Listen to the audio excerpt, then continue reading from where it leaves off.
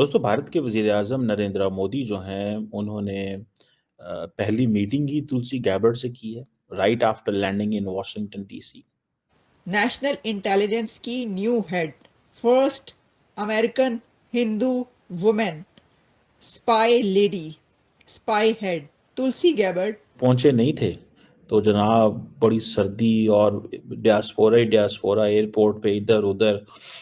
तो अमेरिका पहुंचने पर प्रधानमंत्री नरेंद्र मोदी का जबरदस्त स्वागत हुआ है कि प्राइम मिनिस्टर नरेंद्र मोदी को जिस तरह वेलकम किया गया, वो पूरी दुनिया की हेडलाइंस का हिस्सा। हेलो दोस्तों, जय हिंद। एजी न्यूज़ में आपका स्वागत है। जैसा कि आप लोगों को मालूम है, हमारे prime minister Modi ji America पहुंच गए हैं, जहां उनका एयरपोर्ट पर ज़बरदस्त स्वागत हुआ है और वहां के बड़े बड़े नेताओं से मुलाकात का दौर चालू हो गया है। उनकी विजिट का मेन एजेंडा है अमेरिका के साथ स्ट्रेटेजिक पार्टनर को और मजबूत करना। ये विजिट न सिर्फ डिप्लोमेटिक रिलेशन के लिए इम्पोर्टेंट है, बल्कि ट्रेड, टेक्नोलॉजी, ग्लोबल सिक्योरिटी पर भी फोकस करेगा। तो आइए देखते हैं इस पर मीडिया में क्या बातें हो रही हैं, और अगर आपको कुछ कहना है तो आप हमें नीचे कमेंट करके बताएं। तो भारत के वज़ीर-ए-आज़म नरेंद्र मोदी जो हैं, उन्होंने पहली मीटिंग ही तुलसी गैबर्ड से की है, right after landing in Washington DC. क्या सिग्निफिकेंस है इसकी? एक तो मुझे याद है कि जब तुलसी गैबर्ड जो हैं उनके बारे में ये बात चली कि she is been appointed as a director national intelligence, तो मोदी साहब ने ट्वीट की और कहा कि मेरी दोस्त तुलसी गैबर्ड को मैं मुबारकबाद देता हूँ। तो नरेंद्र मोदी बड़े खुश हैं कि मैं अमेरिका के अंदर आया हूँ, तो मेरी विवेक रामास्वामी से भी मुलाकात होने लगी है, तुलसी गैबर्ड से भी होगी, उषा वैंस से ऑलरेडी फ्रांस में हो चुकी है। तो वो कहते हैं ये अपने ही लोग हैं सारे, ये अपने ही लोग हैं। और मोदी साहब का शेड्यूल बड़ा पैक है और ये मुलाकात जो है, ये किसके कहने पे हुई होगी? अगर आप जस्ट इसको देखें, क्या मोदी साहब ने इस मुलाकात की रिक्वेस्ट की होगी? या मोदी साहब ने ये पैगाम दिया होगा कि हाँ जी, मेरा ये ज़रूरी है तुलसी गैबर्ड को मिलना और ये तासुर देना। आपको याद है कि जो तुलसी गैबर्ड हैं, जब इनकी कन्फर्मेशन हो रही थी, सारा कुछ हो रहा था, तो उस वक़्त उन्होंने ये कहा कि मुझे कभी पुतिन का जो है वो कहा जाता है और कभी मोदी का कहा जाता है, पपेट कहा जाता है। मुझे इस चीज़ से बड़ी ये गुस्सा लगता है मुझे कि मैं, क्योंकि उन्होंने Putin and prime minister Modi से तो वैसे ही इनका एक ताल्लुक है। तो याद है आपको कि जब नरेंद्र मोदी साहब वज़ीर-ए-आज़म बने 2014 में, तो इनको इनवाइट किया गया।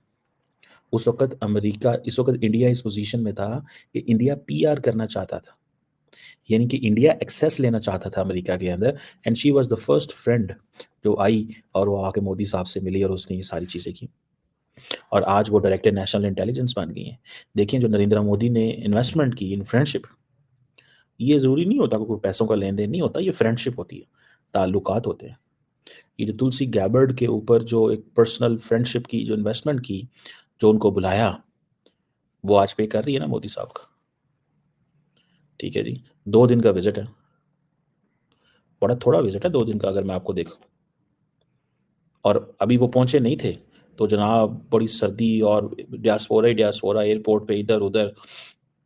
ठीक है जी। और आपको पता है डियास्पोरा को तो बहुत वेलकम करते हैं, मोदी साहब बड़ा पसंद करते हैं। लेट्स सी, डियास्पोरा तो मोदी साहब के साथ खड़ा है, लेकिन ये जो मोदी साहब ने ट्वीट की कि मैं आया हूँ और पोटस से मिलूँगा, president of the United states is known as POTUS rather than Donald Trump, या प्रेसिडेंट डोनाल्ड ट्रम्प कहने से मुराद ये है। और इंडिया यूएस की कॉम्प्रिहेंसिव ग्लोबल स्ट्रेटेजिक पार्टनरशिप, ये आपको पता है, मैं अक्सर बोलता हूँ, ये मोदी साहब ने ट्वीट की हुई है। सो मोदी साहब उसको मैसेज देना चाह रहे हैं कि देखो, हमारा तुम्हारा बड़ा लंबा चौड़ा कनेक्शन है, हमारे तुम्हारे बड़े राब्ते हैं, कुछ ऐसा मत करना। ये बात हो रही है। सुनने में आ रहा है कि मोदी साहब जो हैं वो इस चीज़ को समझिएगा, सुनने में ये आ रहा है कि मोदी साहब जिस पैमाने से, जिस नंबर ऑफ वो उनकी मुलाकातों का अगर आप सिर्फ स्केड्यूल देखें, विवेक रामास्वामी जिसके पास कोई पोजीशन नहीं है, पहले तो वो डॉज का था हेड, एलॉन मस्क से मिलते हैं वो जब भी जाते हैं, ठीक है।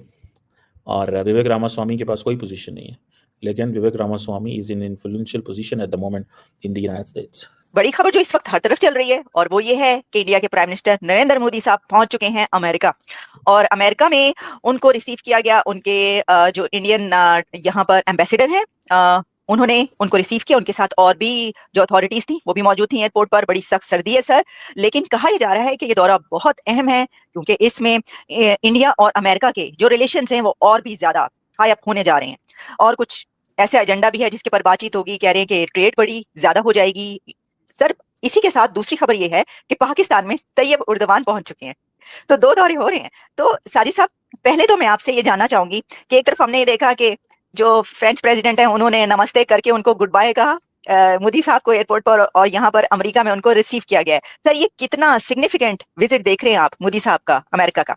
देखिए, अमेरिका का दौरा वेरी इंपॉर्टेंट। मोदी साहब डोनाल्ड ट्रंप साहब के चौथे लीडर होंगे व्हाइट हाउस के अंदर। सिर्फ अभी तक 3 दूसरे वर्ल्ड लीडर्स को मिले हैं और चौथा लीडर होना वेरी इंपॉर्टेंट।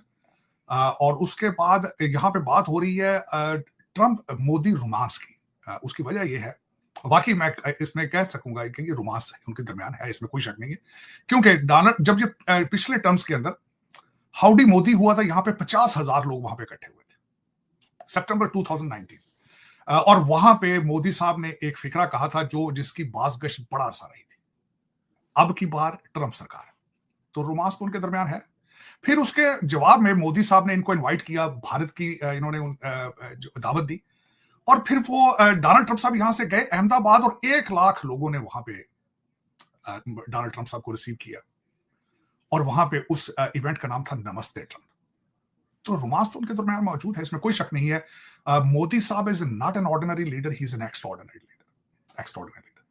मैं बल्कि इस पे भी मैं बताना चाहूंगा कि क्या मोदी साहब ने आने से पहले ट्वीट क्या किया है, उन्होंने फाउंडेशन क्या लेआउट की है। बल्कि ये भी मैं बात करना चाहूंगा कि डॉक्टर जयशंकर साहब जो अपने पिछले दौरे के अंदर मोदी साहब के इस दौरे की क्या तैयारी करके गए थे। लेकिन थोड़ा सा मैं बोलना चाहूंगा, खासकर अपने बिलखसूस पाकिस्तानी लोगों को अगर कोई देख रहे हैं तो उनको बताना चाहूंगा कि लीडर जब जाते हैं बाहर दौरों पे तो वो क्या करते हैं। वो बिलखसूस मैं इस चीज के हक में होता हूं, हमेशा कहता हूं कि Modi is a nationalist leader, और मैं हमेशा ये कहता हूं पाकिस्तान को भी एक नेशनलिस्ट लीडर की जरूरत है। आधे लीडर की जरूरत नहीं है जिसका आधा पांव पाकिस्तान में एक टांग हो और दूसरी टांग दुबई या लंदन में हो। हमें ऐसा लीडर नहीं चाहिए। इसीलिए आपका और भारत का कंपैरिजन नहीं बनता। आपकी डेस्टिनेशन अब जो है वो काबुल की तरफ है, आपको सिर्फ अब अफगानिस्तान के साथ कंपेयर किया जा सकता है। Bangladesh is even better than you are. अब मैं उसमें बात करना चाहूंगा कि पेरिस के अंदर, फ्रांस के अंदर मोदी साहब क्या करके आए, किस तरह रिसीव किया। जो मुझे चीजें अच्छी नजर आई मैं बताना चाहूंगा। एक तो he was the co-chair of the summit, और ये तीसरी समिट थी। पहले 2 समिट, एक यूके में हो चुकी है और ये एक साउथ कोरिया में हो चुकी है, तीसरी समिट थी। इंपॉर्टेंट इसलिए है कि अगली चौथी समिट जो है वो भारत होस्ट करेगा उसको। ये बड़ी इंपॉर्टेंट बात है। फिर मोदी साहब ने वहां पे स्पीच दी। उन्होंने कहा कि अब जो है ह्यूमैनिटी को आर्टिफिशियल इंटेलिजेंस इसकी कोडिंग करेगा। 2-4 चीजें उसमें जो मैं खासकर बहसी थे as a role of Pakistani American angle के साथ बात करूंगा कि जेडी वाइस वहां पे मौजूद थे। 2 तस्वीरें जिनके ऑप्टिक्स के बारे में बात करना चाहूंगा। बहसी थे एक सब एशियन पाकिस्तानी और एज एन अमेरिकन। एक तस्वीर ये थी कि मोदी साहब बैठे थे जब उस समिट के अंदर, उनकी एक साइड पे मकरा थे जो चेयर थे उस समिट के, दूसरी साइड पे यूनाइटेड नेशंस के सेक्रेटरी जनरल थे। तो उससे पोजीशनिंग नजर आती है कि what is positioning of Modi, what is the positioning of India. दूसरी तस्वीर जो है वो भी इंपॉर्टेंट है। लंच होस्ट किया, लंच के दौरान he was sitting with JD Vance and Usha वहां पे बैठी थी। तीसरा ऑप्टिक्स में बताना चाहूंगा कि स्टेज के ऊपर माइक्रोसॉफ्ट के वहां पे गूगल के सुंदर पिचाई, उनकी स्पीच भी एक मेन स्पीच थी और वो भी इंडियन है। तो इसमें अगर देखा जाए तो इस वक्त आप जो 1951 के अंदर भारत ने इन्वेस्टमेंट की थी इंडियन इंस्टीट्यूट ऑफ टेक्नोलॉजी की, उसके फ्रूट सामने आ रहे हैं। और आप देख रहे हैं कि इस वक्त अगर देखा जाए तो वेस्टर्न सिविलाइजेशन के अंदर 2 कौमों का अरूज नजर आ रहा है, एक ज्यूइश और दूसरे भारतीय। और उसके पीछे सीक्रेट क्या है? तालीम है।